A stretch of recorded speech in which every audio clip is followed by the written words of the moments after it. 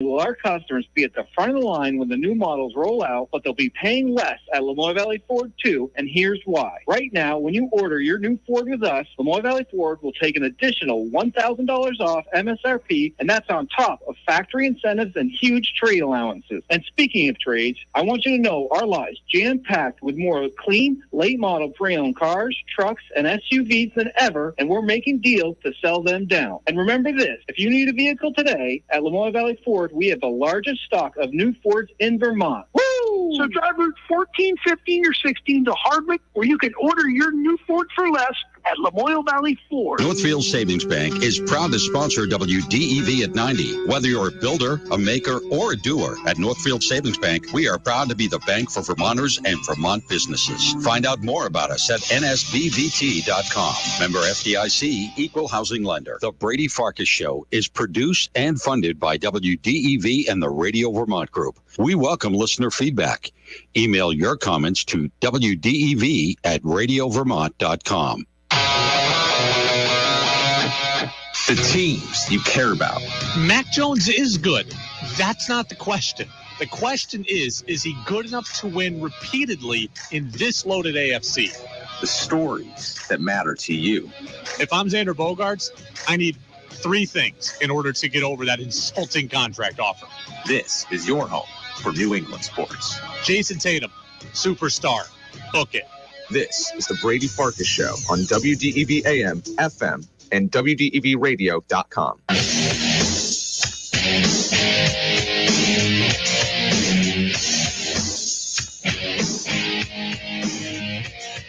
What's up, everybody? Brady Farkas Show here on this Thursday, this soon-to-be thunderstormy Thursday on WDEV, AM and FM, and WDEVradio.com. Red Sox lose today 4-3. You heard it here on DEV. We'll talk about it with Buster Olney coming up here in about 15 minutes. But we do have a full show today, all 90 minutes, right up until 7 o'clock. It's a busy, busy night for us here on DEV. 8:30 tonight, Thunder Road Racing. Nick Mumley, Greg Titus on the call. Then we join in progress Game 6 of the NBA Finals. Busy night, busy show for us. We'll talk about those NBA Finals. Buster stops by. And then at 6:30, an interview a lot of you have been wanting to hear, and an interview that I've been wanting to do. Vermont native and last year's Talk of the Town, Owen Kellington, will stop by at about 6:30. The highest ever drafted Vermonter in the Major League Draft, and now a Pittsburgh Pirates prospect. So Owen will be with us here at about 6:30.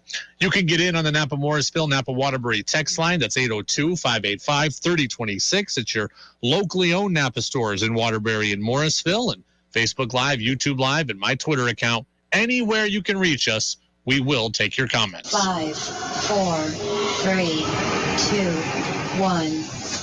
And here we go. The opening thoughts of the Brady Farkas Show are brought to you by Sticks and Stuff and by Swanton Lumber, Vermont's most complete locally owned home center. Locations in Enosburg, Derby, Middlesex, St. Albans, and at Swanton Lumber. They're online at sticksandstuff.com. Well, this is it. This is it for your Boston Celtics. It is win tonight or go home. Game 6 at TD Garden, Celtics Warriors. And I ask you this question. Are the Boston Celtics ready for the moment? Are they ready for a championship caliber performance? Because we are going to find out tonight. Celtics are playing for their playoff lives. They're playing for their season tonight. And as I was thinking about the game and I was listening to all the commentary about it, that question stuck out to me most based on what I heard Megan Ottolini of WEEI in Boston say the other day. Like, they don't understand the moment that they're in. And I say that because you look at the case last night on the other side of on the other team, Steph Curry had a horrible performance. He opened up an opportunity for you, and you just, sniffed at it, and we're like, you know what? No, thanks. We're not even going to make our free throws. We're going to turn the freaking ball over again and again and again. When something like that comes along, you have to attack the opportunity. And it just looks like they're not ready. I've thought a lot about this. Are the Celtics ready for this moment? Are the Celtics unprepared for the moment like Megan Ottolini thinks? You comment 802-585-3026. I think the easy answer is that they're not ready. The easy answer is that their inexperience is doing them in. But you know what? I don't think that that's the case. I really believe the Celtics are ready to capture the moment mentally. They just haven't done it physically yet. And I think that there is a distinction. To say that they're not ready kind of implies that they're mentally weak. And while they've shown some moments of that, I agree. I think overall the Celtics have the mental toughness and they have the mental fortitude to go out and seize that championship moment. They just haven't done it yet in this series. And I think it's different. You look at what this Celtics team has been through this year. You look at the adversity they've gone through together. They have always responded every single time. No moment has been too big yet. I don't think the moment is too big now. The Celtics just need to go out and prove me right. The moment wasn't too big when they were going up against Kyrie and Durant. The moment wasn't too big when they were 3-2 down against Milwaukee. The moment wasn't too big when they choked away Game 6 at home against Miami and then had to go on the road and win a Game 7. They have been through everything this postseason, and the moment has never been too big. I don't think that is the problem. The Celtics have made mistakes. The Celtics have just played poorly at times. I do not think that they have been overwhelmed by the moment. I think they are mentally ready. I think they have the inner strength needed to go out and take it. They just haven't done it yet. I asked Freddie Coleman of ESPN Radio yesterday if he thinks the Celtics are not ready, as Megan Ottolini says. Here's what he told me. Boy, that's an interesting question, an interesting thought process. I'll say this. I don't think the moment has been too big for them. I don't think they've reacted well in the moment. And as far as I'm concerned, Brady, both of those things can be true. And we've known this all season on this Celtics team. They really don't deal well with prosperity. When the sunshine, lollipops, and rainbows, they act up against it. That's when they come out fighting. So I'm expecting that in Game 6. I hope so. I agree with what Freddie just said. It's not that they're not ready. They just haven't responded well to that moment. And they're going to need to, obviously, tonight to keep the season going. I mean, look, the Celtics are not some plucky underdog. They're not some 8 seed in the Final Four in the NCAA tournament. They very well may be the more talented team than Golden State. But like Freddie said, they've been prone to bouts of inconsistency. They've done this all year. They need to figure it out tonight, and they need to put it on its head one more time here. But Celtics, Warriors tonight, looking to force a Game 7. Ross says on the text line, I need a Celtics win tonight for my 36th birthday. Ross, we're going to try to get you one of those. Will over in Plattsburgh, where is Tatum? He needs to step up. I don't think that Tatum has been as big a problem as everybody wants him, or as everybody makes him out to be. Has he been the star that we want? No, not at times. I acknowledge that. He's not perfect. He hasn't been perfect. And I'm not trying to just defend him and write off his struggles at times. He's missed a couple of huge free throws. He did that in Game 5. He's been a disappearing act in the fourth quarter. Jason Tatum has not been perfect. But Jason Tatum still went for 27 and 10 in Game 5. Like, Jason Tatum went for 10 in Game 5. Derek White went for 1 point. I mean, Al Horford was in single digits. Jaylen Brown was 5 of 18. All of these guys also deserve blame. It's not just Jason Tatum that deserves blame. I believe that Jason Tatum is a superstar player. He is going to need a great effort tonight. The Celtics are going to need, in general tonight, they are going to need huge efforts across the board. If you're asking me, what do the Celtics need to do tonight in order to win? 1, they need to remain engaged and focused on the task at hand. It sounds simple, but really for the first time, the Celtics kind of looked out of their element in Game 5. Complaining about the refs was again a problem. They seem to fixate on the outside stuff. They can't do that. I don't think that is not being ready for the moment, but I do think the Celtics let some of the outside noise affect them. They've got to remain strong internally. They've got to remain connected, and Brian Windhorst of ESPN said something similar this morning. Well, they've got their backs against the wall, and their message to each other at their meeting before practice today was back off the officiating. Team-wide, they feel like they've been focusing too much on the officiating. That includes head coach Ime Udoka, who got teed up during Game 5. They feel it's led to distraction at the offensive end of the... Stay within yourself. Control what you can control. That is one thing the Celtics need. 2, they need the role players to step up. I just ran through the list of guys that didn't in Game 5. They need all of those guys to be good. Al Horford, I think the Celtics need to get in double figures tonight. They're 2-0 when he gets in double figures in this series. They're 0-3 when he does not. You know, I've got the number for Smart, Horford, and White at 35 points. That trio needs to get 35. I usually don't care how you get to that 35. Today, I'm asking Horford to be a bigger piece of the pie. Marcus Smart going for 24 and just praying that you get at least 11 from White and Horford. That's not enough tonight. 17 from Smart. 14 from Horford. 10 from White. That would get you to 41 points, which is more than 35. I would love that kind of productivity. Horford can be an asset from deep. Be that asset tonight. And finally, Jaylen Brown. He, too, needs to be big tonight. 5 of 18 is not going to cut it. Everybody wants to look at Tatum and what he's not doing in their mind. Jaylen Brown has had a great first quarter of Game 3.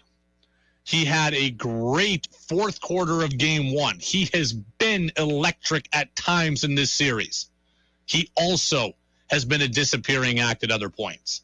They're going to need him to not be that guy today. 5 of 18 from 3 is not going to cut it. Or 5 of 18 from the floor is not going to cut it. 0 from 3 is not going to cut it.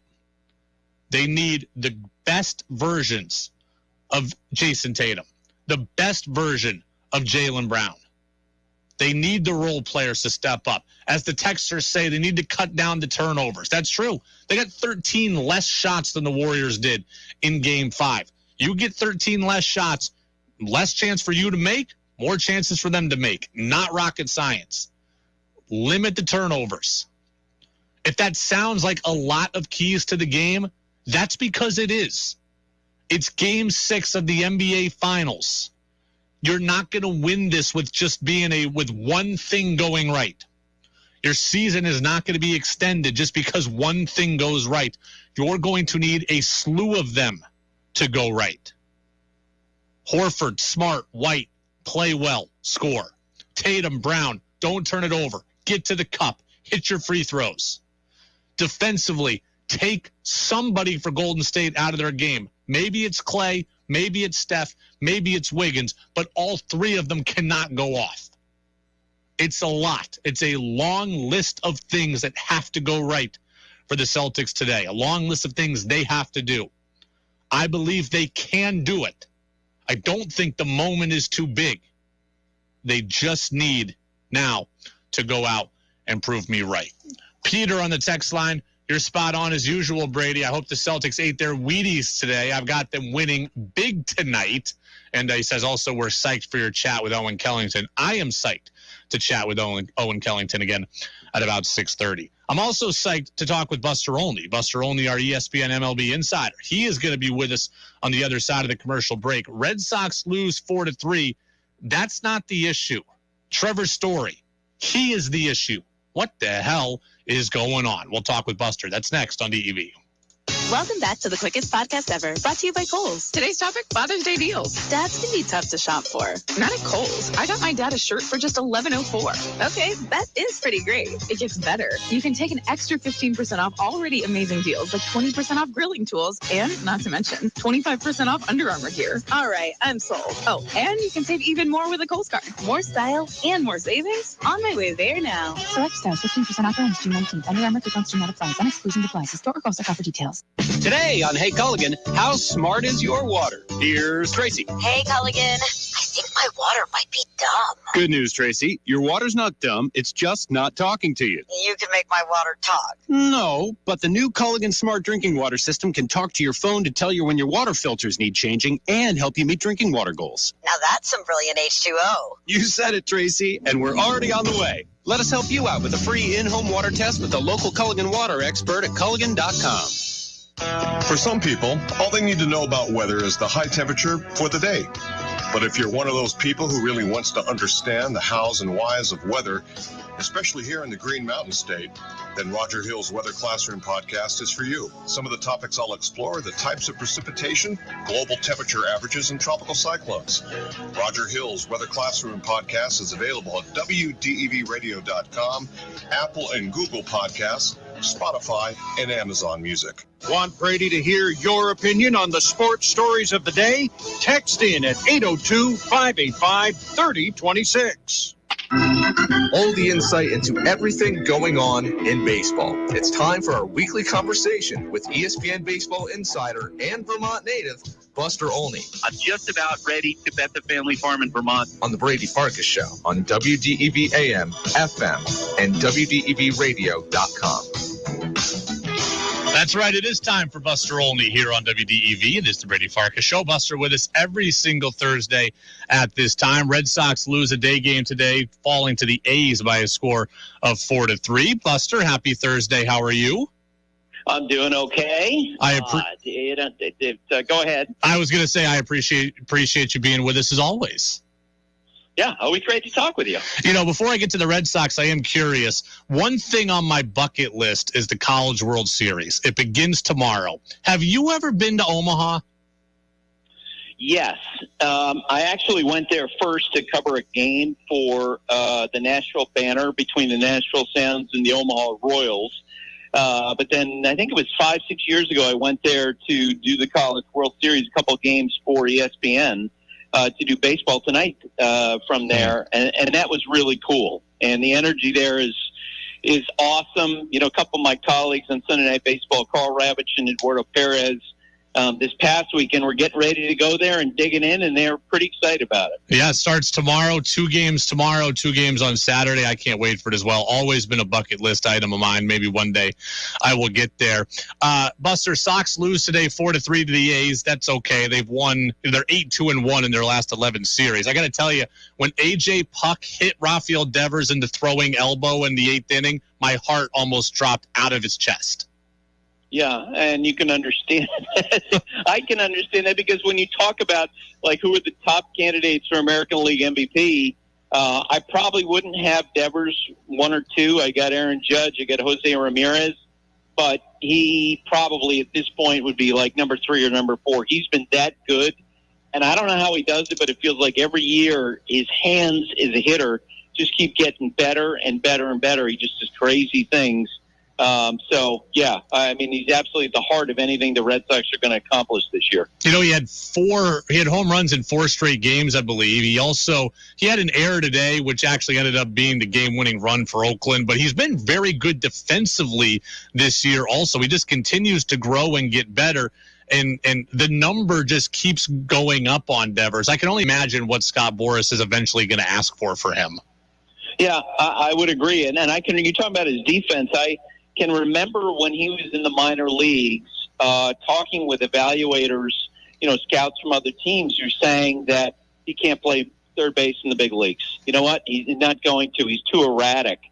And talking with Red Sox evaluators who just disagreed. They said, no, his feet are a lot better than what people realize. We think he'll be okay there. And, I mean, we've seen he has ups and downs. He can make throwing errors. He can get erratic. I think especially earlier in his career, he tended to take some of his offensive struggles out to the fields. The feeling on the staff was that he would sometimes make errors if he was struggling at the plate. But he has been, I think, better than anybody expected. And you're right, the numbers going up and up and up. I would love to be a fly on the wall anytime the Yankees and the Red Sox play and Aaron Judge is over at third base, and between he and Rafi Devers, the amount of money those two guys are going to make in the next 2 years is pretty incredible. Well, we hope the Red Sox lock up Devers. The guy they've already locked up is Trevor Story. And Buster, outside of one about 10-day stretch, Story has not been very good this year. I mean, he's got one RBI in what feels like about the last month and a half at this point. His bat looks slow. He's chasing breaking balls. What do you make of Story's struggles? Yeah, look, I do wonder how he's doing physically based on, what I hear from folks with other teams. They talk about, watching his throwing motion and wondering if he's 100% there. You and I talked about how last season, he had an issue with his elbow, and his velocity was way down. And then in September, as he went down the stretch, that picked up a little bit. He worked on his throwing mechanics in the offseason. And what I'm hearing from other teams, the question, it's more of a question than it is, like, what do you think about Story? What have you seen in Story? What have you seen him physically? And so you just wonder how he really is. And if you're the Red Sox, they clearly certainly would have been aware of all that. And you wonder, what their conversations are like, because he has not looked good for most of the season. You're 100% right. Yeah, he's 0 for 5 today with 3 strikeouts. He's 11 for 52 in June. Kang, in more than one-third of his plate appearances, he certainly has struggled of late. It's been a prolonged struggle. Buster Olney of ESPN joining us here on the Brady Farkas Show on WDEV. Let's talk about Chris Sale now. There's all this talk about Sale coming back, and Sale said the other day he'd be willing to come out of the bullpen. Alex Cora said yesterday, no, we view him as a starter. What exactly do you think is the best thing here for Sale's health, productivity, and the Red Sox? Well, first and foremost, given the amount of money that they're paying him, $145 million contract, they need him to be a starting pitcher. The most amount of money ever given to relievers, something in the range of, $75, $80 million. And so if you're the Red Sox, you can do everything you can to get him back to being a starter and get him back to being the sort of starting pitcher he was when the Red Sox acquired him. And I must say, watching video of his session today at Fenway Park, that was about as encouraging as I've seen. You could tell, he had extra velocity out there. He's from 96 miles per hour. I saw Alex Cora, was quoted as telling reporters that was more than what we saw at any point last year in terms of his velocity, his consistency. Now, it was, 2 innings and about 30 pitches or so, and he's got a ways to go to build up. He, is going to throw at least one more session to hitters, and then he'll build up his pitch count from there. So you would assume that we'd be looking at, at this point, probably sometime around the All-Star break where he might be ready to come back. But I guarantee you that, Alex Cora and anybody else in the Red Sox organization who watched what he did today walked away thinking, okay, that might be the best Chris Sale that we've seen since he had Tommy John surgery. And, it was really interesting. Within those comments by Cora, he talked about Sale's changeup and how this was the best changeup that he's had in a while. We didn't see the changeup last year. That surprised me because I would have thought coming off of Tommy John surgery, the breaking ball would have been the thing that's harder to get back. And last year, the slider was better than the changeup. That surprised me. Is that typical from what you've heard before? Well, I think it just depends on the individual case. It might be, and I have not specifically talked to Chris about this, but I wonder last year, clearly lacking full command, lacking the velocity that he typically has. If his feeling was, I need to focus on my 2 best pitches and to try to bring those 2 pitches back, which is why Alex referred to him in 2021 as essentially a 2-pitch pitcher. Yeah. I can't tell you why, he didn't necessarily incorporate the changeup, but that would be my guess that, he had, in his preparation to come back and pitch last year, only certain amount of bandwidth, so to speak, that he could work with. and he decided to focus on the two pitches that have always been his two best weapons. You told us last week, and I agree with you, that Chaim Bloom is not going to pay premium dollar to upgrade the bullpen. We all agree the Red Sox need bullpen help, but I agree with you again. He's not going to go out and overspend to get it. I'm starting to think that Chaim Bloom might look at it this way. Sale comes back to the rotation. That bumps Whitlock back to the bullpen, so we help the bullpen there. And then they've got this interesting group of minor league starters. Maybe those guys filling in the bullpen here down the stretch, and a lot of the acquisitions come from within. Could you see it playing out that way? Yep, and I think that's true for every contender. It's funny. I didn't, obviously, this was not a conversation related to the Red Sox, but I actually asked Brian Cashman parallel question about the Yankees about 2 weeks ago. He's the general manager of the Yankees, of course. I asked him, I said, hey, as the season's going along, who do you see as developing as maybe August, September options coming up in the minor leagues and being weapons out of the bullpen? He goes, you just never know. Like, those things tend to develop, as the season goes along, maybe relief, begins to throw a little bit harder. Maybe they develop a pitch that becomes a special weapon for them. And we've seen so many examples throughout baseball history where a guy came up late in the year and had a big impact, out of the bullpen. Probably the most prominent example, I know you'll remember this, Francisco Rodriguez. Yeah. 2002 came up at the end of the year for the Angels and was just lights out. 20 years before that, Fernando Valenzuela, came up and pitched out of the Dodgers bullpen. So those things can happen. And I, talking with folks with other teams, they feel like that one of the strengths that Chaim's work with the Red Sox is he's just built up more depth, and they have more options to potentially choose from. So we'll see how that goes. The other thing, too, and you and I talked a little bit about this last week, you might not necessarily go out into the marketplace now and pay high prices, because it means you're paying probably 20% above retail. But if we go down into the last days of July and some of the non-contenders, and there's going to be a lot of them, become sellers, those teams could dump relievers out of the marketplace, because those are the hot stocks that teams want to take advantage of with their value. And the Red Sox could easily get help toward the end. I just don't think Chaim is going to be preemptive. Buster, it's crazy. The Red Sox are hot. They got the Tigers coming up here next week, so that's another 3 games where you expect them to do some damage. And then it turns pretty tough for the Red Sox. Cleveland, Toronto, Tampa, the Yankees, all back within the division before the All-Star break. I'm starting to think, like, we're talking about the Red Sox making moves. What if the Red Sox just can't gain ground? Like, they're still in 4th place. For as good as they've been, they're still in 4th place. Could they go all in at the deadline knowing that their best chance is the last wild card spot?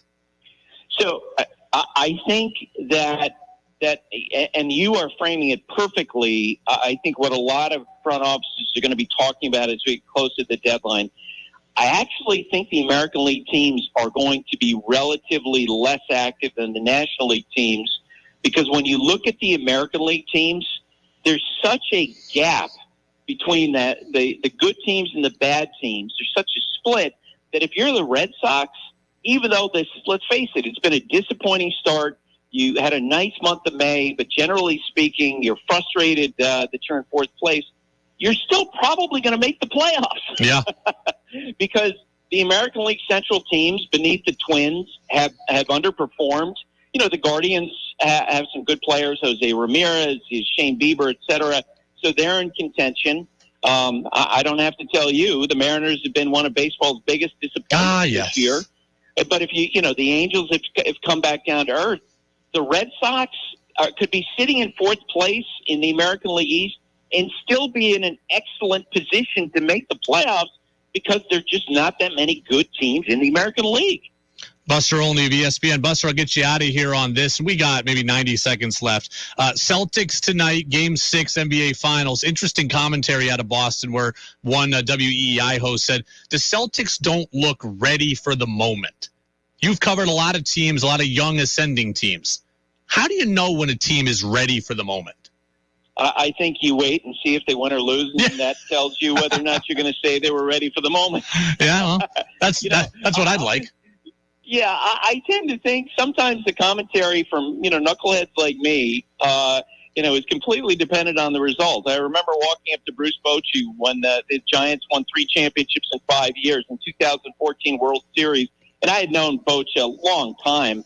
Walked up to him after one of the games, and I said, Boch, I'm having a hard time keeping track. Are you a complete idiot today, or are you just the biggest genius ever? Because that's always seemed like, on a day-to-day basis, if you win or lose, that's what was being said. I look at the Celtics. Oh my God! Terrific run. They got a lot better during the year. They're so much younger than the Warriors. Yeah. Of course, the inexperience potentially could manifest.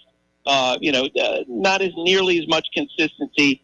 I think it's pretty simple in terms of what's going on here. Buster Olney, ESPN MLB Insider. Buster, appreciate it. Red Sox lose today 4-3. We'll talk next week after the Sox have taken on the Cardinals and the Tigers. So, Buster, we'll talk then.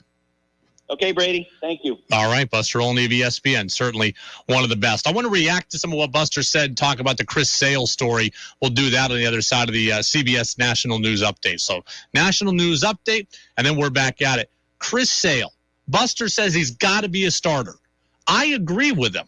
We'll talk about why I agree with him. That's next on WDEV AM and FM. 96.1 WDEV FM Warren. 96.5 W243 AT Barrie. 98.3 W252 CU Montpelier. AM 550 WDEV Waterbury. This is CBS News on the Hour, sponsored by Pfizer and BioNTech. I'm Monica Ricks in New York. A House panel looking into last year's Capitol insurrection focused on President Trump's pressure on his former VP to keep him in office. CBS's Skylar Henry reports. In-person witnesses included former Pence advisors Greg Jacob and retired federal judge J. Michael Ludick. The vice president never budged from the position that I have described as his first instinct, which was that it just made no sense from everything that he knew and had studied about our Constitution that one person would have that kind of authority. Hearings continue next week. Recession fears resurfaced today on Wall Street, tanking the Dow by more than 700 points. CBS's Jill Schlesinger. The real concern is that inflation is running at such a high level and interest rates are rising in a more profound way, which will eat into corporate profits. Mortgage rates are also at their highest levels now since 2008. Bankrate analyst Greg McBride. Mortgage rates have jumped 2.5 percentage points since the beginning of the year. And until inflation peaks, mortgage rates probably haven't peaked either. FIFA's taken a tour of the Americas. 11 U.S. cities will host World Cup games, including Los Angeles, San Francisco, Seattle, Kansas City, Dallas, Houston, Atlanta, Boston, Philadelphia, Miami, and New York. There will also be early round games played in Mexico and Canada. It all begins in the summer of 2026. It will be the second time the World Cup has taken place in the U.S. Steve Futterman, CBS News. The man accused of killing 10 people at a Buffalo supermarket was back in court today. Here's CBS's Wendy Gillette.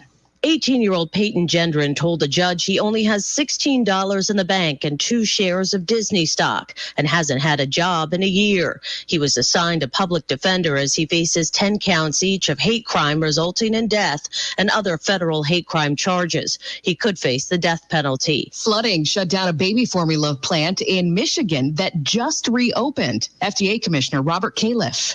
This is an unfortunate setback and a reminder that natural weather events can cause unforeseen disruptions in supply chains. CBS's Peter King says Florida is pushing back now on COVID vaccines. Florida is the only state that hasn't ordered vaccine doses for kids. Governor Ron DeSantis says state health officials don't think healthy children should be vaccinated. Now, from the 6 month to 5, the state's recommendation holds. It's a recommendation against doing it. That's different than saying you can't. You are free to choose. That's not an issue. DeSantis and the state surgeon general have constantly pushed back on federal guidelines during the pandemic. This is CBS News. Whether it's the news, the traffic, the weather, or your COVID-19 vaccinations, it's important to stay up to date. Sponsored by Pfizer and BioNTech. You're the one who protects the flock, and that requires an eye for detail. Because when safety and well-being are on the line, it's the details that can save lives. Even when no one else is watching, you see everything. Grainger gets you, and we're here for you, and all the ones who get it done with a wide range of safety products and solutions, plus board-certified safety consultants here to answer your questions. Call, click Grainger.com, or just stop by. Grainger, for the ones who get it done. Driving happy with Febreze car. You're driving home when, oh no, you hit the longest red light in town. What's this? You're smiling because your car smells amazing. You just installed a Febreze car vent clip. Ha ha! 5 weeks ago. With up to 40 days of consistent Febreze scent, those lights can stay red for as long as they'd like. Breathe happy, Febreze, la la la la la. Hi, it's Tara from Green Mountain Solar. Who's excited for some sun? I don't know about you, but we're psyched for these gorgeous days ahead. And we want to help you harness every last ray with solar. Going solar is a simple way to lower your electric bills, keep Vermont green, and boost your energy independence by making your own electricity right at home. Best of all, at Green Mountain Solar, we make sure you have all the information you need to make the decision that's right for you. We don't rush the process, which means no hard sales. There's a reason we have nearly 5 stars on Google with more than 100 reviews. Our customers love that we take the time to answer all their questions. Plus, we make solar one of the easiest home improvements you can do this year. We handle all the permitting and scheduling. Interested in batteries, heat pumps, or electric vehicle charging? We can help with that too. It all starts with a free site visit where a solar advisor will learn about your unique property and energy needs. Reach out today at greenmtnsolar.com. The Brady Farkas Show now has an interactive text line, so reach out now at 802-585-3026. Now it's back to the Brady Farkas Show on WDEV AM, FM, and WDEVradio.com.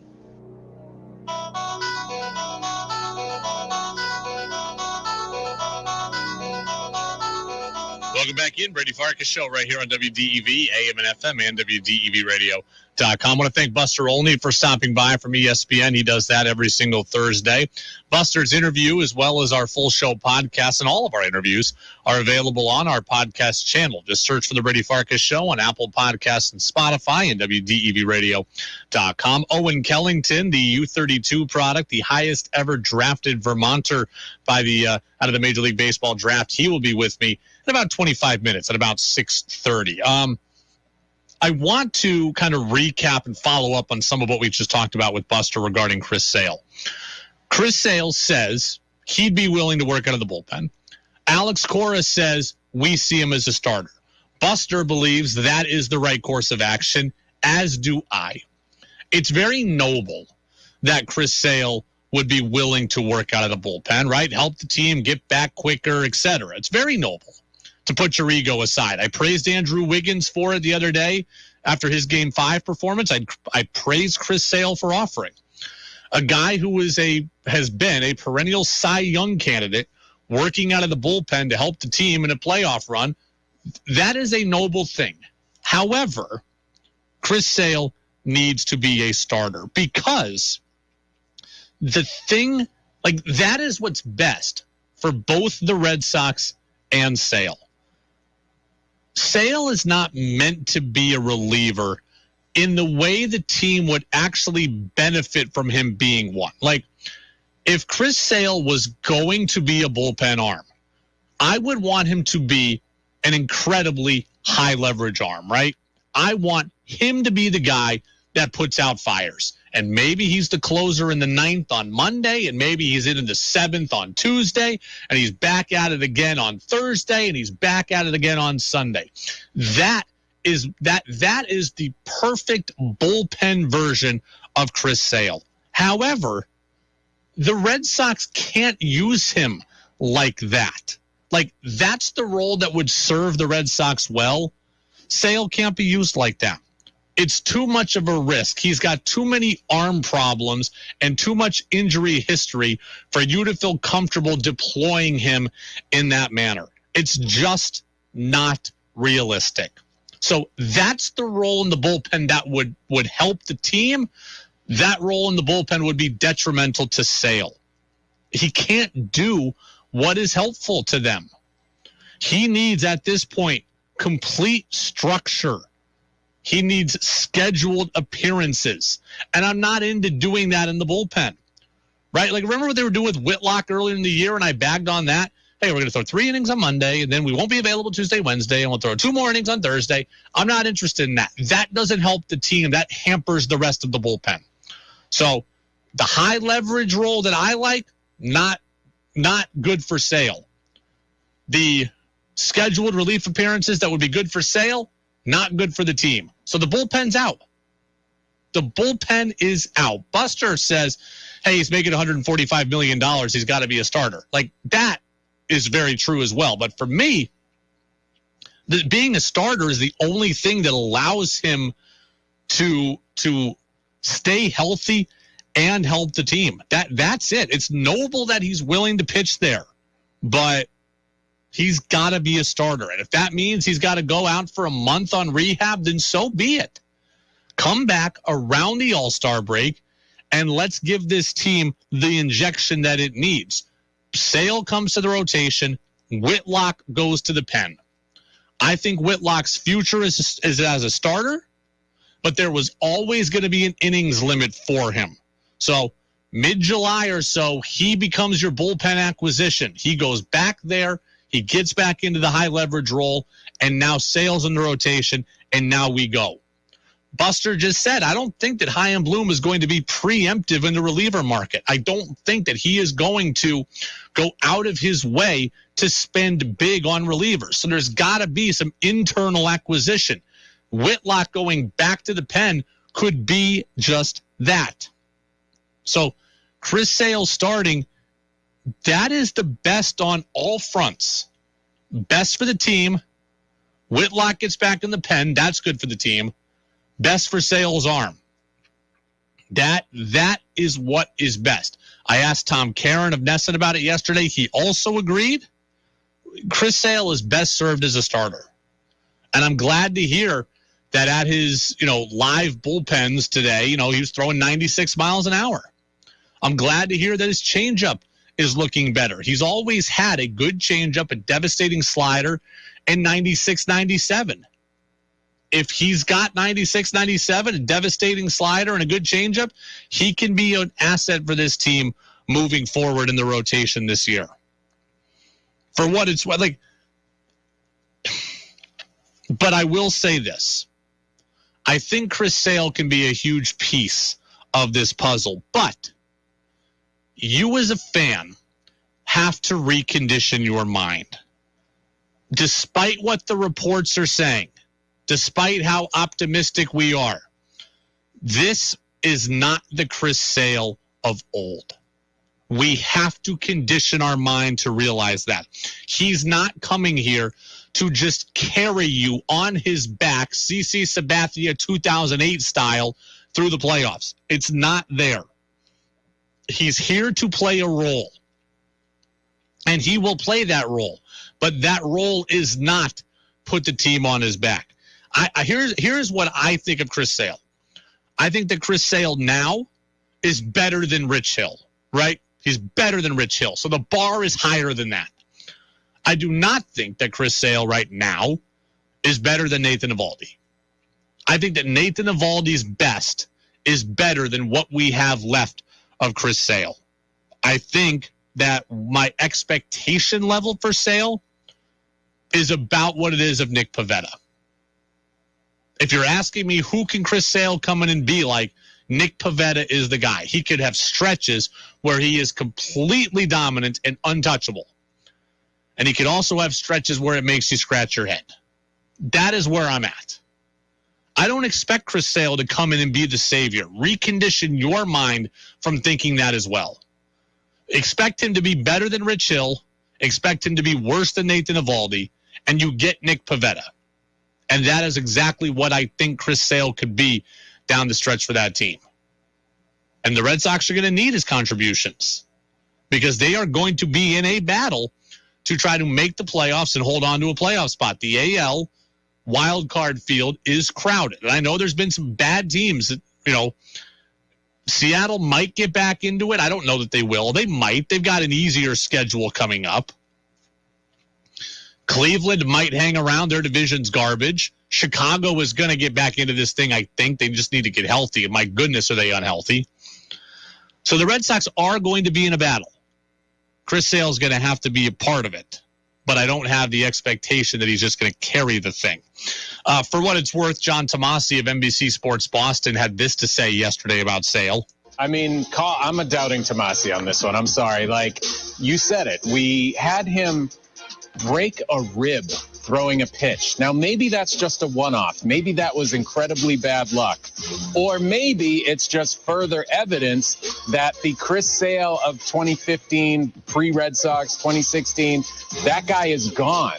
And to rely on him, I don't doubt that he'll make it back at some point, but to rely on him to just be a day in, day out, every 5 days starter, I don't see. I can rely on him getting the ball.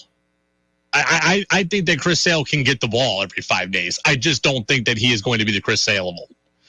He certainly is a risk every time he takes the mound. I can trust that he can stay healthy for the rest of the year. I just don't like. He's not a 200-inning guy right now. He's probably not ever going to be that again. Well, luckily, if he joins the year in July, we'll be 90 games into this thing, and he'll need to be a 75-inning guy. I trust he can do that.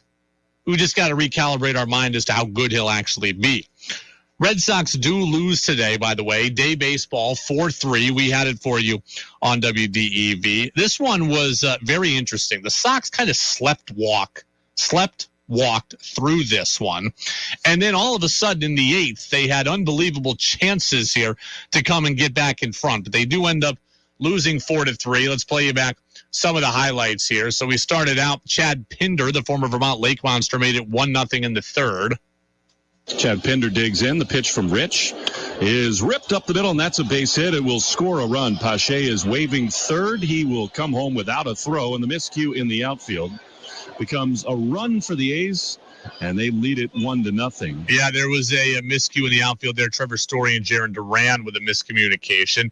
A's would make it 3-0 later in that inning when Christian Bethancourt got hit. The 1-2 is ripped into left field, and this is going to score 2 runs. Man, Pinder comes home, so too Laureano. The contact has been loud ever since the drop pop-up in the outfield, and the Athletics lead it 3-0. 2-run hit for Bethancourt, and this is snowballed a little bit. Yeah, that made it 3-0. Sox would get one back later in the bottom half of the third, and Xander Bogaerts brought in a run on a RBI ground out, so on a force out there. The 0-2, swinging a ground ball up the middle. It will get the run in from third. Devers comes home. The throw to first in time to get Bogaerts, so particularly in a 2-strike count, that's a job well done. Xander has his 31st RBI. Red Sox chipping away. It is 3-1 with Martinez still at second.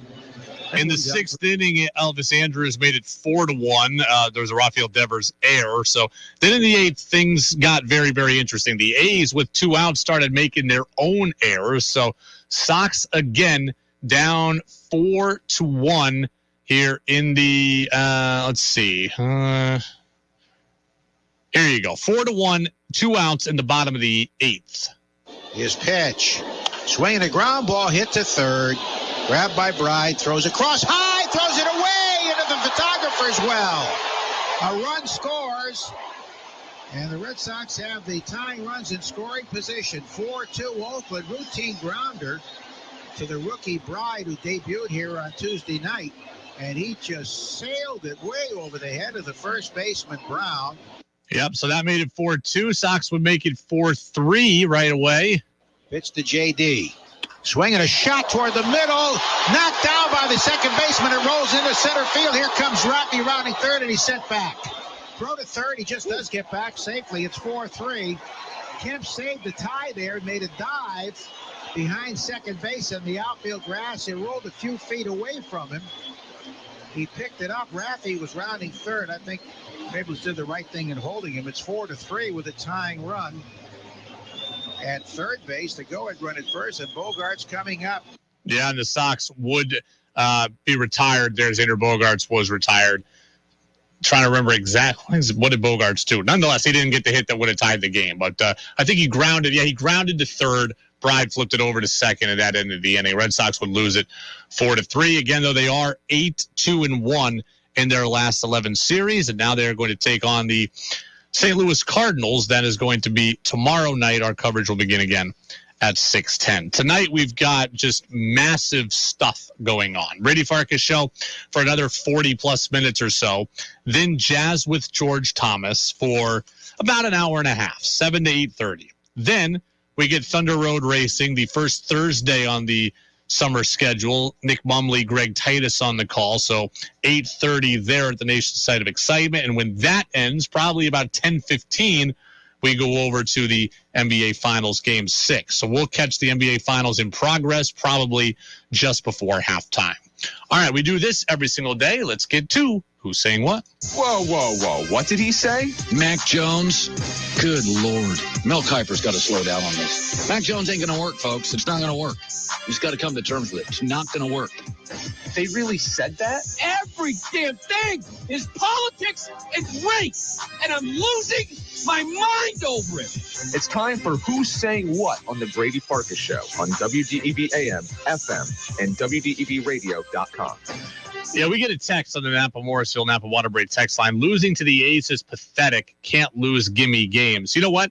I generally agree with you, but the Red Sox went 6-1 against the A's this year. The Red Sox went 6-1 against the Mariners this year. The bad teams lately, they have cleaned up on. They just took 3 of 4 from the Angels, who were reeling in Anaheim. So 6-1 against the A's, 6-1 against Seattle. Just took 3 of 4 against this latest iteration of the Angels. I'm more mad they got beat 3 out of 5 by Baltimore a couple of weeks ago than I am by this loss against the A's. Okay, Who's Saying What is brought to you by Vermont Laser Wash. That's Central Vermont's home of unlimited car washes. It begins at just $20 a month. So if you want that package, $20 a month. One free car wash, though, just text the word Vermont to the number 30 and then 400. Let's move to our one football story of the day. So yesterday, we spent time on the Julian Edelman story, and we talked about if he was seriously considering coming out of retirement and if the Patriots should give him a call. And I said the Pats should give him a call only if they needed help because of injuries at the end of the year. But I ran my plan by Freddie Coleman of ESPN Radio yesterday, and he actually disagreed with me. I'd rather have him at the beginning or not at all, because I think bringing him in, and even though he knows the offense, you still got to develop some chemistry with your quarterback and chemistry with that offense, especially if you have not been in it for more than a couple of years. So if he's going to do it, I'd rather him be there at the beginning of training camp, the beginning of the install. To have him in the middle of the season, even though he knows the offense, the Patriots know that, I don't think that'd be a good idea to have him come that late. Either be there early or don't be in it at all. See, that's an interesting perspective. And Freddie, he's right about a lot of what he said, right? Edelman's never played with Mac Jones, so there isn't just instant chemistry there where he can just kind of pick it up and get going again in November. They don't know the way the other works. They don't know each other's tendencies, the way Edelman comes in and out of breaks, the way Mac releases the football. Like if Edelman went to Tampa, it's like riding a bike for him and Brady. It's not that way for him and Mac. And now in New England, you got some new offensive terminology, new offensive teammates. You got a new offensive play caller, so it wouldn't be seamless there either.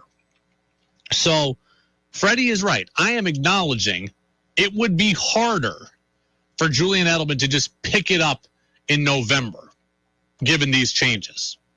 Freddie's absolutely right. But that said, that's still the only way that I'm willing to bring Edelman back. Guys have to do that all the time, right? Guys get cut and have to learn new systems on the fly in other places. Guys get traded. Like OBJ, it took him a little bit, but he got into it with the Rams last year. Like guys have to acclimate on the fly all the time. So I think that is the best way to get Julian Edelman in the door here. Like that's the only way I think it makes sense. He's 36 years old. He's had a host of injuries, right? Host of injuries, foot problems, knee problems. Hasn't really played at all in the last 2 years. He's not a 17-game player. Freddie said it's better to have him early or not at all, and that might be true, but I don't trust that Edelman can stick it out for 17 games, so therefore I can't cut guys. Like I'm not cutting my second-round pick in Tyquan Thornton. I'm not cutting Jacoby Myers, who I think is excellent. I'm not cutting Kendrick Bourne, who had a great year. I can't cut Nelson Aguilar. I can't cut Devontae Parker. I can't cut these guys. And then I've got other young, iffy pieces that right now are more interesting long-term than Julian Edelman is. So I don't have room for Edelman at the beginning of the year.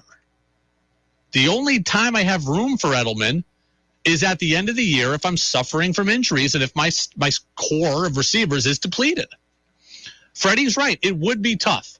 Signing Edelman now would be easier for him. I got to trust that Julian Edelman was a decade-long pro. That if he's feeling like he's going to sign with somebody, he's got to think that he can get up to snuff pretty quick. Look, Julian Edelman is a Patriot legend. He's probably going to get his number retired. He's going to go in the Patriots Hall of Fame. He is a great Patriot, and I respect that legacy. But I can't just cut guys with real potential and who can make real impact just to honor that legacy. It's show business, not show friends. It's not show legends. Julian Edelman is not a 17-game-a-season player. Could he be a 5-game player? Yes, I believe he could. Could he play 8 games for me? Maybe. But I can't have him at the beginning of the year. It just doesn't make enough sense. It's not feasible enough. Text on the Napa Morrisville, Napa Waterbury text line. Maybe he should go somewhere else. You never know. Well, one, I'm going off of what Edelman said, right? Edelman said that if I come back, I probably would go back to the Patriots. He said, I love the Patriots, Foxborough forever. Those were his words. So I'm going on the assumption that he wants to play in New England if he plays. I also think he's not a 17-game-a-season player anywhere. And I think a lot of teams, if you're a bad team, Julian Edelman could probably go play for the Lions right away. Julian Edelman doesn't want to go play for the Lions. The Texans, those guys got room. The teams that are good, they've got crowded rooms. And they don't need a guy who is such a question mark. The Chiefs don't need a question mark. Miami right now doesn't need a question mark. The Patriots don't need a question mark. So I'll keep Edelman's number handy. I'll call him if I get in a bind. And yeah, it will be tough for him to acclimate under those conditions. Guys do it every year. Pitcher gets released on Monday, is starting for a new team on Friday, and's got to get used to a whole new set of signs and a whole new catcher and all that. It's just the way sports is. Julian Edelman would have to do it too. I'll call him if I'm in a pinch, but I don't need him at the beginning of the year. It is the Brady Farkas Show on WDEV, AM and FM, and WDEVradio.com. All right, when we come back, Owen Kellington, hard to believe, a year ago, he was pitching in the state title game for U32. And he was pitching for the Vermont Lake Monsters. And then he was getting drafted in the 4th round of the Major League Baseball draft. He's down playing in the Florida Complex League for the Pittsburgh Pirates organization. What exactly has he learned in this first dive into professional baseball? His first season, Owen Kellington. He's going to be with us next on the Brady Farkas Show on WDEV. Folks, Ian Keene here at Lamoille Valley Ford, where we're still ordering for less. Tell them, kid. That's right, Dan. Business is cranking here at Lamoille Valley Ford, and we're retail ordering new vehicles for less. Although the factories are going through model year changeovers, we are still accepting orders for the entire Ford lineup of Ford trucks and SUVs. Not only will our customers be at the front of the line when the new models roll out, but they'll be paying less at Lamoille Valley Ford too, and here's why. Right now, when you order your new Ford with us, Lamoille Valley Ford will take an additional $1,000 off MSRP, and that's on top of factory incentives and huge trade allowances. And speaking of trades, I want you to know our lot is jam-packed with more clean, late-model pre-owned cars, trucks, and SUVs than ever, and we're making deals to sell them down. And remember this, if you need a vehicle today, at Lamoille Valley Ford, we have the largest stock of new Fords in Vermont. Woo! So drive Route 14, 15, or 16 to Hardwick, where you can order your new Ford for less at Lamoille Valley Ford. Don't go through another summer with that awful joint pain. Call QC Kinetics now. That pain in your back, your knees, your shoulder, it can now be treated with the latest in precision medicine using natural biologics, growth factors that can restore and repair damaged tissue. Really exciting stuff here. QC Kinetics is the nation's leader in regenerative medicine, giving you access right here to this modern-day joint pain solution. You can get lasting joint pain relief with no drugs, no steroids, no downtime, and no surgery. You've heard Emmett Smith raving about QC Kinetics. You've read or seen other high-profile people talking about it. Regenerative medicine at QC Kinetics can help you get your life back. Take action now. Get a free consultation. Powerful, effective joint pain treatments with natural biologics are here. Call QC Kinetics now. 802-PAINLESS. 802-PAINLESS. That's 802-PAINLESS. Treatments are not yet FDA approved. WDEV at 90 is brought to you in part by New England Municipal Resource Center, NEMRIC, supporting strong communities by helping local governments since 1986. My Alzheimer's diagnosis was hard to take, but early detection allowed us to take control of the situation together. Talk to your family about seeing a doctor. Go to alz.org/time to talk. A message from the Alzheimer's Association and the Ad Council. How well does your garden grow? Tune in Saturdays at 12:30 for In the Garden with Peter Burke. Peter and co-host Joel Nashman give you 1 full hour of the latest news, helpful tips, and your calls to talk about what's happening in your garden. It's brought to you in part by Montpelier Agway, your locally owned Montpelier Agway, East Montpelier Road. In the Garden with Peter Burke. Live Saturdays at 12:30. Hear the podcast anytime at WDEVradio.com. Think you know sports better than Brady does? Text in with your thoughts at 802-585-3026. Now it's back to the Brady Farkas Show on WDEV AM, FM, and WDEVradio.com.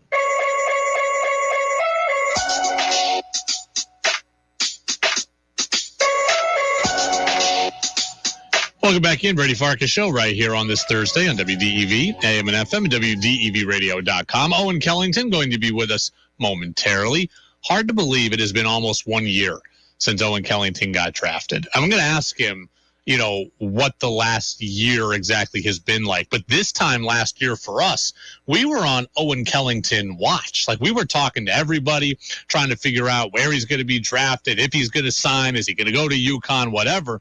And he ends up getting drafted eventually in the 4th round by the Pittsburgh Pirates, highest ever drafted Vermonter in the Major League Draft. And he signed for $600,000 eventually in for a gold. He didn't go to UConn. That's what we're trying to say. He didn't go to UConn. He went pro, and he's now playing in his first professional season here for the Pittsburgh Pirates organization. He's got 2 appearances so far, 2 1/3 innings. Their season started late. It's very low A ball right now that he's in. And 2 1/3 innings, he's allowed 3 runs, got a couple of strikeouts. He's actually nursing a hamstring injury. I'll ask him about that as well. Hopefully that doesn't keep him out too long. But yeah, last year at this time, we were on Owen Kellington watch, and it was really one of the more fun stories that I've had since I came to Vermont, because you just don't see it. You just don't see guys from Vermont get drafted, period, especially getting drafted that high. Like, guys from Vermont have gotten drafted since I've been here.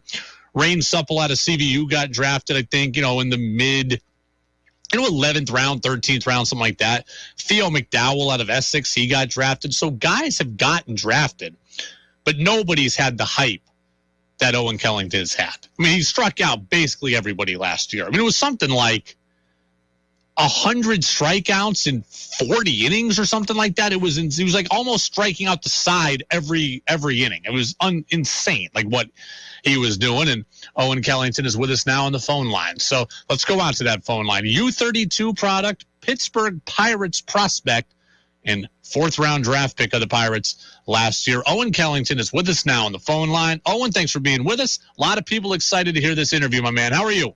Good. Thanks for having me. Yeah, well, I appreciate you being with us. It was hard to believe that it was almost a year ago that you got drafted. We had you on, I think, the day of the draft or the day after. Kind of take me through what that year has been like. Where have you spent most of your time? What have you been doing here prior to this season actually beginning? It's crazy that's been a year, but I mean, I've just been down here in Bradenton. Just been doing a lot of here at the facility. I mean, they're taking us really slow, which is fine. It's a big change to go from high school baseball to professional baseball. But no, it's been great. I've basically been training down here at Pirate City. I trained for a little while in Tampa, Florida at Diesel. Guys like Aaron Judge, McCutcheon, they all go there. So that was really cool. But basically just been training down here in Florida. Have you been home at all? Did you get home at all since you left? Yeah. I was home for about a month and a half season to see my family and my friends and stuff. You know, I saw a one pitch highlight that you put out. First off, the curveball was a hammer, so that looks good. Secondly, you look like you are thicker. And I don't mean thick in a bad way. It looks like you've clearly been working out. Has that been an emphasis on building up lower body strength and things like that since you got drafted? Yeah, I mean, like all throughout high school, I always worked out and stuff. But I mean, when your job is just to work out and play baseball, it's pretty easy to get some nice gains.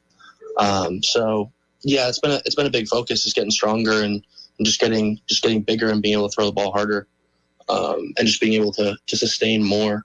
Also, just having a bigger lower half is great for preventing injuries. Just using the lower half. 2 professional appearances in the books right now. 2 innings the first time out, a third of an inning the second time out. I know you had to leave that appearance with a slight hamstring issue. Is everything look good? Anything to be concerned about on your end? I don't think so. I mean, today was the first day that I really talked to my trainers about it, and they did a bunch of resistance work and stuff, and it looks to be just a sprain. So hopefully I'll be back out there in a couple of weeks. So you're playing for the Florida Complex League Pirates. How exactly are they viewing kind of just the way the team is preparing everybody? Are you guys having, 5 pitchers a day and everybody's going 1 or 2 innings? Or are you having a traditional starter that's going 6 and then bullpen guys are filling in? How exactly is it working from the pitching side of things? It's kind of a mix. Like, I know, like most games, there'll be a guy going 3 or 4 and then a second guy going 3 or 4. And then they'll have a list of guys to come and fill in the remaining innings. Like if the guy gets in trouble early, bullpen will come in. So it's kind of a mix. There is kind of like a traditional like starter or starters. Like there's a couple of them, but there's bullpen guys who travel and are just pitch when they're needed to pitch. What has been the biggest adjustment that you've seen between the high school game or even high-level travel ball and the pro game? What has been the biggest adjustment for you? I guess just the speed of the game. I mean, I know it's like a classic answer, but just like the speed of the game, it's just a lot different than high school baseball and specifically Vermont high school baseball. I mean, all the guys I'm playing against are great athletes. They're really fast, can hit for power. So just kind of having to face, I know in summer ball, a little bit in high school too, there was always like a couple like really good hitters, or good hitters on each lineup. And now it's like 1 through 9, they can all hit. They have good eyes. It's just like a whole different game, I think. Owen Kellington joining us here on the Brady Farkas Show on WDEV AM and FM and WDEVradio.com. Given that the competition is ratcheted up, is there things that you've never really had to do that you're doing now? You didn't get a lot of base runners on in high school. Holding runners might be something that's a little different for you. We're working on different, looks to the plate might be different. Throwing more off-speed pitches might be different. Pitching to wooden bats is different consistently. What exactly have you had to kind of do you've never had to do before? Well, for one thing, I never really had to throw my changeup in high school. It was kind of just like a pitch I would work on every once in a while and have in my back pocket. But here, I mean, you can't really get away with only having 2 pitches. You need 3. So that's been a big emphasis, working on my changeup, and it's gotten a lot better. And then I pitch more off my curveball now than I did in high school. I think in high school, a lot of times I pitched off my fastball just because I could. Yeah. But I think down here, I have a lot more success pitching off my curveball and kind of that being the pitch I kind of base all my other pitches around.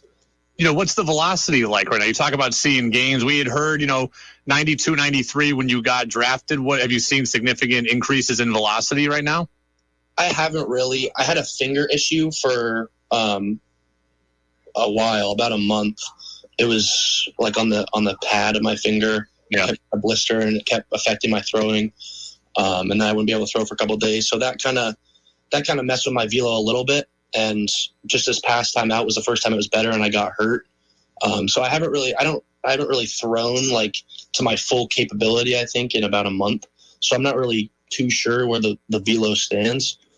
But I mean, when I get back, I'm looking forward to seeing it. At such a young age and at such a developmental stage of the minors, do the Pirates give you a detailed plan of where they see you 5-6 years from now? Like, are they, hey, we see you as a starter, we're going to work on that today. We see you as a reliever, we're going to work on that today. Or is it just, we're going to go out there and play, and in 3 or 4 years, we'll kind of see where things are at? Kind of. We have like these like pitcher player meetings, and what I've gathered from them is just that they really like my stuff, and they really like how my fastball and curveball work off each other. And I'm from what I know, they're projecting me as a starter, but I know that could easily change in a couple of years or whatever. So it hasn't been too clear set out plan, because you can never really be sure in minor league baseball in terms of what's going to happen. But I know I'm on a good path, and I got great coaches who are going to get me there. You know, going back to the draft, I thought it was easy to tell that you were going to go pro. You downplayed it. You kind of always left it up in the air. But I said on this show many times I thought you were going pro. Was it ever a tough decision, or was it always as easy as I thought it was for you? It was pretty easy. I think if I wasn't going to go pro, I would have rejected the Pirates' offer. Yeah. So when they offered me before they drafted me, I would have said no if I had decided I wanted to go to UConn.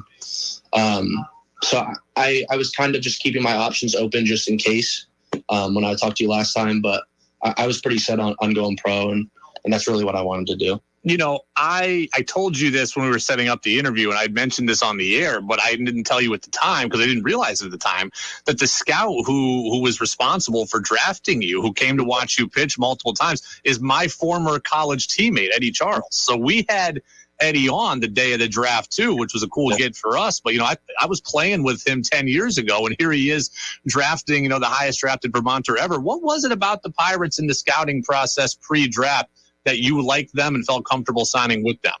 I mean, I thought they were really open and honest about their plan for me and kind of what they saw in me. I think a lot of teams kind of overlooked me just because I was from Vermont and I hadn't faced as good competition. But they weren't really like focused on that. They were really focused on my stuff and how my body moved. And I know they saw me at the combine, so they saw that I could pitch against good competition. And I just enjoyed everyone I talked to at the Pirates.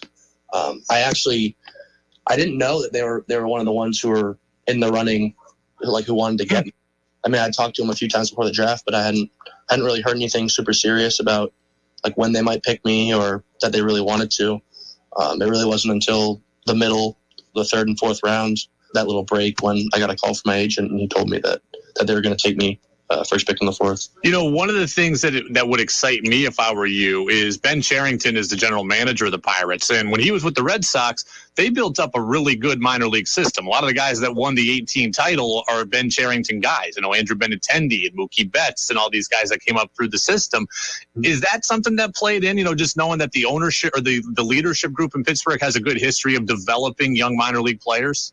Yeah. I mean, I was talking to my agent about it before the draft, and he was giving me teams where he thought I would do well, and he really liked their management and stuff, and Pirates were one of them.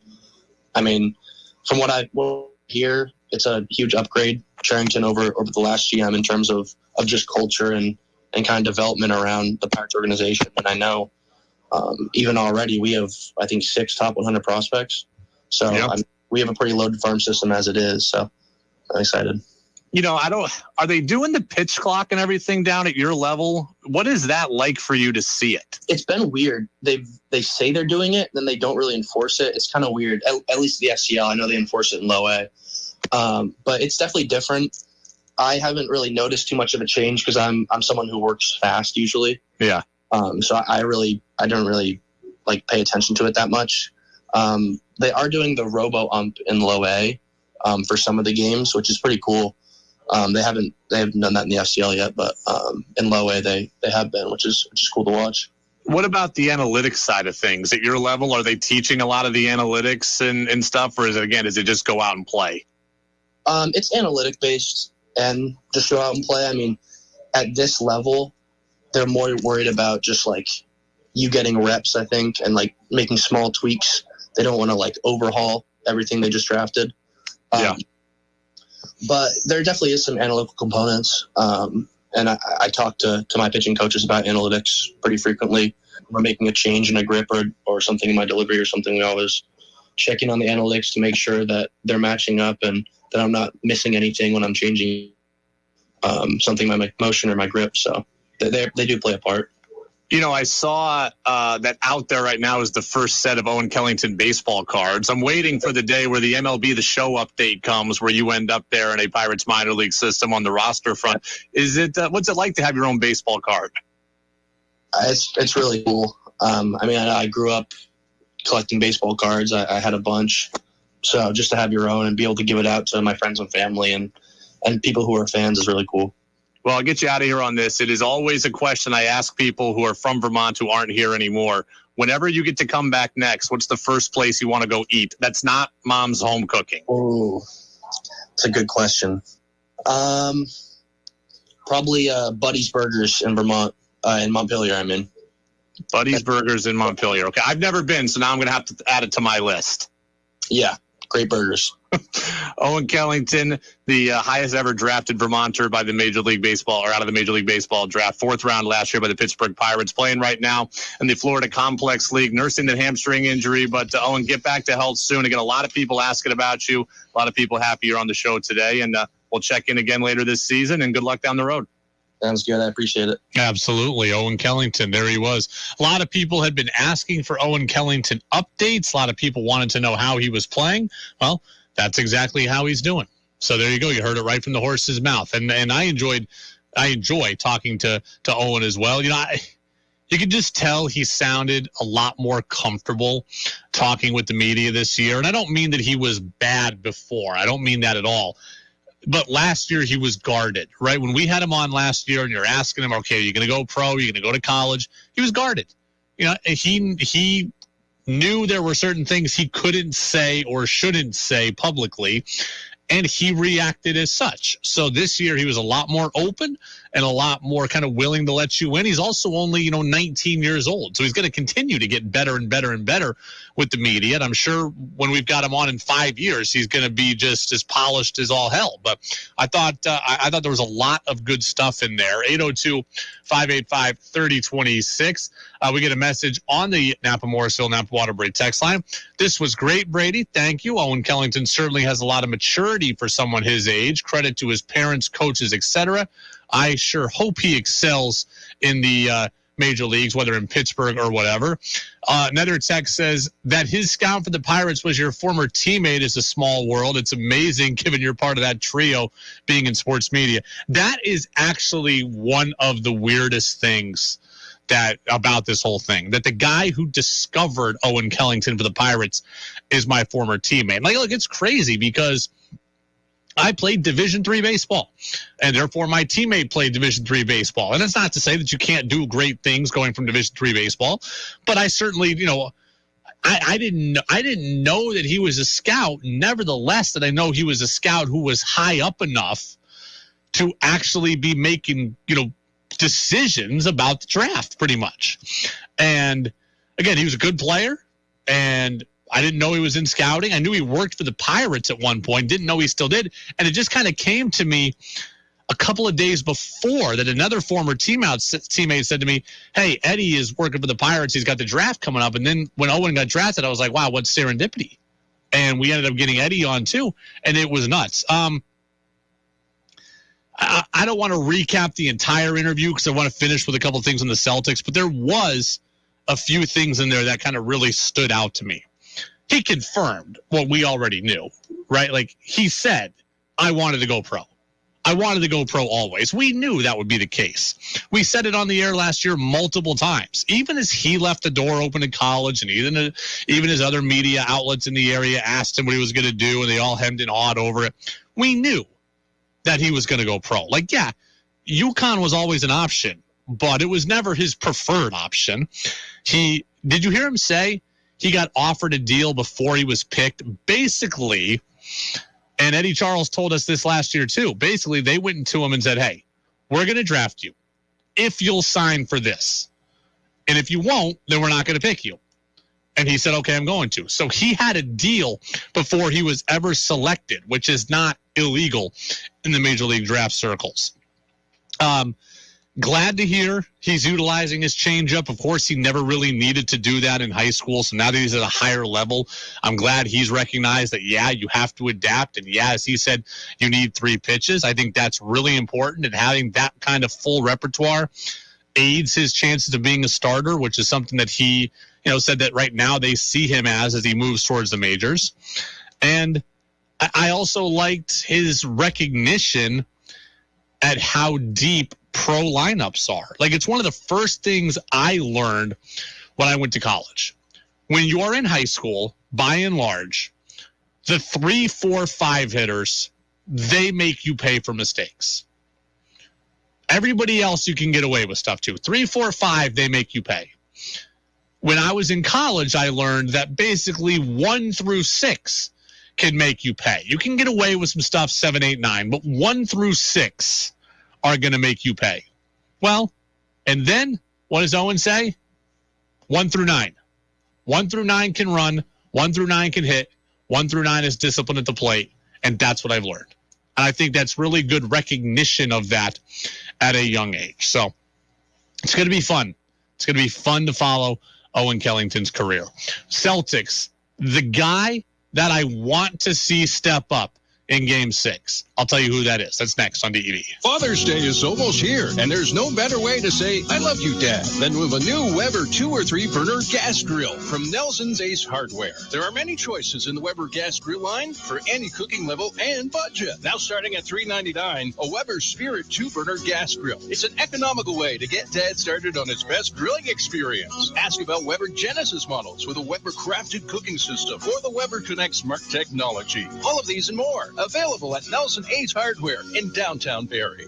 With Marvin, selecting the best window and door products has never been easier. From design styles and materials to window and door options that enhance performance, Marvin offers quality replacement products that stand the test of time. Let our Marvin specialists at Sticks and Stuff and Swanton Lumber help make your next replacement project a success. We offer convenient curbside delivery in St. Albans, Enosburg, Swanton, Derby, and Middlesex. Shop, order online, get updated store hours anytime at sticksandstuff.discovermarvin.com. Music in the Alley is back with the first event of the season on June 17th. Karubo is a singer-songwriter who will be playing African folk music, Afro-pop, and Afro-jazz with other influences from Brazilian music, jazz, blues, and more. Black Bag Pub will be serving up great food as you meet your neighbors and enjoy the new Phoenix Rising art installation, located in the alley at 5 Stowe Street. Axel's Gallery will also be hosting an artist reception for painter Casey Lawyer. The next Music in the Alley events will be July 22nd and August 26th.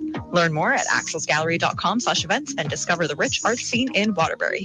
Dads and grads, 2 fantastic reasons to gather. Why not include Ben & Jerry's in the party planning? For Dad, how about a custom ice cream cake made with his 2 favorite flavors, topped off with your message written in hot fudge? For the graduate, a Ben & Jerry's ice cream sheet cake serves up to 30 people and is the tastiest way to offer congratulations while sharing a delicious treat with friends and family.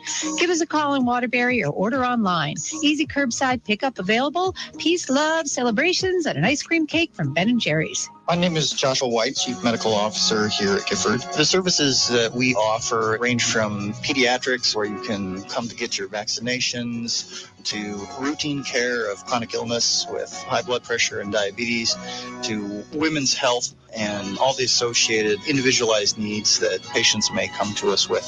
Gifford's primary care team is welcoming new patients in Randolph, Bethel, Berlin, Chelsea, and Rochester. To find a provider near you, visit giffordhealthcare.org. Monday, June 20th at 1 o'clock, it's another episode of Travels with Charlie. We'll talk with Stowe Representative Heidi Sherman about her years in the legislature and why she's not seeking re-election. Plus, the Casella Waste Sustainability Spotlight, and former lieutenant with the Vermont State Police, John Flanagan, talks about drug impairment and testing strategies in light of the legalization of marijuana in Vermont. Brought to you by Casella Waste Systems, Jolly Convenience Stores, and Milne Travel American Express. I'll see you in my travels Monday at 1 right here on WDEV.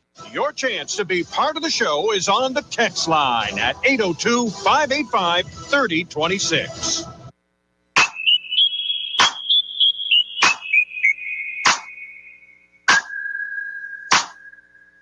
This is former NFL wide receiver Keyshawn Johnson, and now we're back to the Brady Farkas Show on WDEV Radio and WDEVradio.com.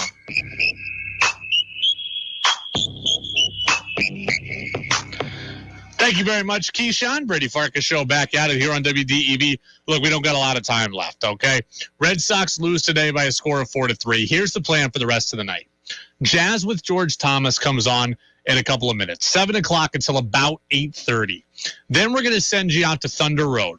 Nick Mumley, Greg Titus, they're going to be on the call the first Thursday of the summer at the nation's site of excitement. So hopefully the rain holds off and they get a full card in today. So Nick and Greg will be there again, 8:30. They'll be on the air until about 10:15, 10:30. And then at that point, we're going to join in progress Game 6 of the NBA Finals. Celtics and the Warriors. C's trying to extend their season and force a Game 7. So we're going to catch that game in progress probably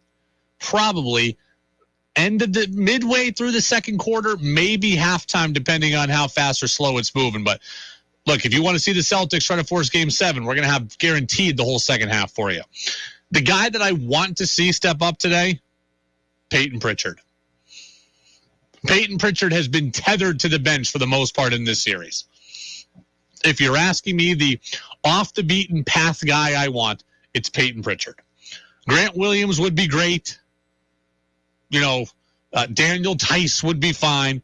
Peyton Pritchard is the guy that I want to see step up today. If he can get on the floor, I want to see him step up. Don't know if he will. I talked to Freddie Coleman about Peyton Pritchard yesterday, and he said, Brady, he's too small. Warriors are too long. He can't get open. He can't get a shot off. Maybe that's true. But this feels like a series where Peyton Pritchard should have been able to make an impact. This is a track meet series, a three-point series, a run-and-gun series. And Peyton Pritchard fits that style. So is it likely? No, I'm not going to tell you it's likely. Is it possible? It's certainly possible, and it's the guy that I want to see do it. We get a text in on the text line. We want to see Grant Williams have one of those games like he did against Miami. I think you mean against Milwaukee when he went for 27 in Game 7. Grant Williams carried the team in that one offensively. Peyton Pritchard is the guy. That's the guy that I want to see step up today. We're going to talk about it all tomorrow. Celtics, Warriors. Our coverage begins immediately following Thunder Road Racing. Thanks to Buster Olney. Thanks to Owen Kellington. Thanks to all of you for listening. The show brought to you by Pro Driver Training. That's Pro Driver Training, Vermont's premier truck driver training school, and online at ProDriverCDL.com. Go download the podcast, everybody. I'll see you tomorrow on the Brady Farkas Show on DEV. It doesn't get better than a $50 gift certificate for $40 at Green Mountain Landscaping in Morrisville for Father's Day. Stop in and sign Dad up for free Father's Day gift, all the hardwood and softwoods, plus multi-stem river birches, incredible, tons of perennials. Get Dad all the screen topsoil, super weed-free compost, and the best selection of mulch anywhere. New arrivals daily. Father's Day is special. Get him something to remember from Green Mountain Landscaping, Route 100 next to the airport in Morrisville for 47 Father's Days. Happy customers and music to their ears. New to podcast or looking for some variety to add to your current rotation? Check out the selection of locally and nationally produced podcasts